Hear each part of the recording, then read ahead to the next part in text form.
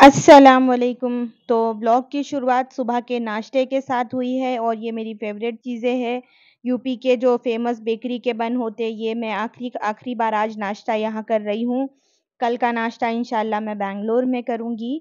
तो नाश्ता करने के बाद में है ना, मैं कुछ काम के लिए जो है ना सॉरी बैंगलोर बोल रही हूँ, प्रयागराज चली गई थी और मैंने सोचा था कि मैं जल्दी वापस आ जाऊँगी, लेकिन मैं घर आई। सारा दिन मेरा पूरा बाहर ट्रैवल में ही चला गया, ना मेरी पैकिंग हुई, ना मेरा कुछ काम हुआ। तो मैं इवनिंग में ना जो है करारी पहुँची तकरीबन 6 बजे और फिर मिलने वाले जितने लोग थे सब मिलने आए, तो भाभी आई थी मिलने के लिए मेरे से। जिया की नहीं डालेंगे, जिया गुस्सा करेगी। नहीं करेगी, देखो तो सही। हम नहीं दिख रही है। टहल रही है बेचारी, चिल्ला रहे थे तो काम से चोर उन्होंने पकड़। हाँ हाँ बोलो बोलो बोलो। ए ताहा अल्लाह हाफिज कर दो, जाओ अल्लाह हाफिज। ये देखो एक, ये देखो दो, ये देखो तीन। अंधेरा है बहुत ज्यादा। हाफिज जी भी आ गए। वालेकुम अस्सलाम। अल्हम्दुलिल्लाह। और कौन है उधर?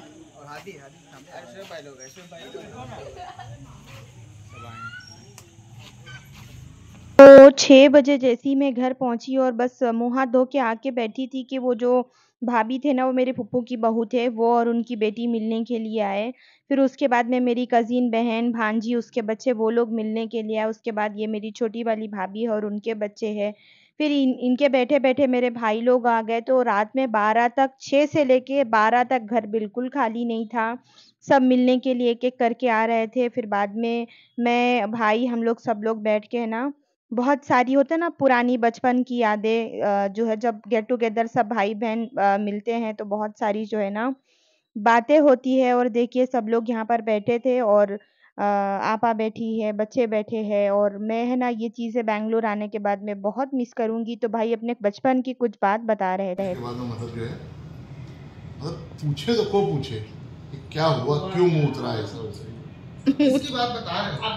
अब्बा उसने बचपने की बात अब्बा की बता। तो उसमें मतलब जो है पूछे ना कि मतलब जो क्या, अब हम लोग सबकी जो है सिट्टी पिट्टी गुल के हुआ क्या, मतलब अब्बा मतलब आते साथ मतलब खामोश बैठे, नहीं तो उनका मतलब ये नेचर था ठीक से बैठ, पैर उठा के बैठ, हाथ बांध के बैठ, मतलब कंफ्यूज में सोच सोच के हम लोग खुजा खुजा के मतलब कि हुआ क्या यार। अब बाद में मतलब जो है ये हुआ कि अम्मी पूछेगी, अपना समझो बूझो, खेले कूदे स्कूल चले गए। खैर शाम को मालूम पड़ा जवाब मिलता है झगड़ा हो गया, अब्बा का झगड़ा। ये होता क्या है तो मैं बोला क्या मतलब कैसे झगड़ा हुआ, तो किसी पकड़ लिया था उनका। फिर रात में भाई लोग चले गए 12:30 बजे। फिर मैंने कुछ पैकिंग नहीं किया, कुछ भी काम नहीं किया। उसके बाद में मैं रेस्ट, क्योंकि थकी थी, ट्रैवल किया था, तो मैं जाके चाय पी के ना, ये मेरी अम्मी की बहन है, सेकंड नंबर की बहन है। मेरी अम्मा सबसे बड़े थे और ये फाइनली ये वो दिन आ गया जिस दिन मुझे निकलना था घर से बैंगलोर के लिए। तो भाभी ने कोरमा, पुलाव, चपाती ये सब बनाया था कि खा के जाना, खा के जाना। 12 बजे मैं निकली थी घर से। मैंने बोली नहीं, मैं कुछ खा के नहीं जाऊंगी। तो लास्ट टाइम वो अपने हाथ का पराठा बना के मुझे दे रहे थे, तो उन्होंने बनाया था अंडे का जो रोल बनाते हैं ना, फ्रैंकी, वो बनाया था और भाभी के हाथ की आखिरी चाय और लास्ट की पैकिंग। देखो हम आए तो खाली हाथ थे, लेकिन यहाँ से मैं बहुत सारा सामान लेकर आई। अभी जब आप आगे देखेंगे मेरा लगेज उतरेगा ना, तब आप देखना कि मैं कितना सारा सामान लेकर यहाँ से जा रही हूँ। और इतने इमोशंस हैं ना कि मैं बता नहीं सकती। मैं वॉइस ओवर कर रही हूँ, लेकिन अभी भी मुझे है ना वो पल एकदम, वो पल याद आ जाता है। और मैं है ना, भाई, भाभी, बच्चे और भाभी बेचारी बहुत ज़्यादा रो रहे थे। मुझे तो वर्ड ही समझ नहीं आ रहे कि मैं क्या बोलूं और क्या ना बोलूं। मतलब इस 15 दिन में मेरी है ना, इस बार बहुत अच्छी जो है ना और इस 15 दिन में बहुत अच्छा लगा, बहुत सारे लोगों से मिलना मिलाना हुआ, मेरी खाला लोगों से, और जिसने जिसने मुझे जहाँ जहाँ इनवाइट किया, जितना हो सका मैं पॉसिबल कोशिश करी कि मैं सब लोगों से मिलूँ मिलाऊँ। बहुत इमोशंस, देखो लड़कियाँ पराया धन है सब कहते हैं, मतलब अपने घर जाना है, और खुशी एक तरफ, तकलीफ़ भी थी कि मैं है ना यहाँ से जा रही हूँ, दूसरे तरफ इस बात की खुशी भी थी कि मैं बच्चों से मिलूँगी। मतलब मिक्स ऑफ इमोशंस थे, हैप्पीनेस भी थी और सैडनेस भी था। तो फाइनली हम लोग जो है ना बहुत सारी ढेर सारी दुआएं लेके और ढेर सारा सामान लेके मैं घर से निकल गई, और मैं जो है ना प्रयागराज एयरपोर्ट पहुंच गई। आप लोगों ने मेरे ब्लॉग में मुंबई और बेंगलोर के एयरपोर्ट तो देखे होंगे, लेकिन प्रयागराज का शायद आप पहली बार मेरे ब्लॉग में देखेंगे, क्योंकि जब मैं आई थी जहाँ पर लैंड होती है प्लेन तो वहाँ पर अलाउ नहीं है, ये यहाँ से जहाँ से हम जाते हैं तो यहाँ पर हम थोड़ा बहुत वीडियो शूट कर सकते हैं। तो मुझे छोड़ने के लिए बहन आई थी, बहनोई आए थे और मेरी भतीजी आई थी। तो देखिए मैं आई तो सिर्फ़ एक बैग लेके थी, एकदम खाली हाथ, और मैं यहाँ पर 3 बैग लेकर जा रही हूँ। जितना अलाउ है उससे भी ज़्यादा मैं यहाँ से सामान लेकर जा रही हूँ। तो इंशाल्लाह मैं है ना बैंगलोर आने के बाद आप लोगों से शेयर करूँगी कि मैं अपने मायके से मेरे दहेज में क्या क्या लेकर आई हूँ। मेरे दहेज में मुझे इस बार बहुत सारा प्यार मिला अल्हम्दुलिल्लाह। देखो जहाँ 4 लोग रहते हैं ना, मसले मसाइल हो ही जाते हैं, लेकिन उसको दरगुज़र करके एक दूसरे को माफ़ करके आगे बढ़ना ही ज़िंदगी है। तो इस बार बहुत सारे मिक्स ऑफ इमोशंस थे, और 15 दिन का टाइम था, लेकिन बहुत अच्छा लगा। मैं तो 3 दिन के लिए गई थी, लेकिन अल्लाह ने मुझे 15 दिन स्टे कराया, वो भी अल्लाह की मर्ज़ी थी। ना चाहते हुए भी मुझे 3 दिन से ज़्यादा रुकना पड़ा वहाँ पर। और मेरी फ़्लाइट 3:30 बजे की थी। मैं निकल गई सबसे मुलाकात करके, माफ़ी तलाफ़ी करके, हाय हेलो करके, और फ़्लाइट जो है ना मेरी निकल चुकी है। और जो है बेंगलोर का टाइम आई थिंक 6 o'clock का था, लेकिन हाफ़ एन आवर पहले लैंड हुआ है।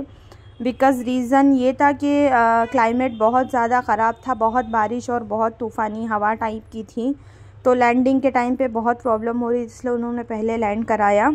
तो यहाँ पर देखिएगा अभी क्लियर है, लेकिन अभी थोड़ा आगे जाने के बाद में अगेन इतना ज़्यादा अंधेरा और एकदम ब्लर हो गया था कि कोई चीज़ें दिखाई नहीं दे रही थी। तो आई थिंक इस वजह से उन्होंने पहले लैंड करा दिया।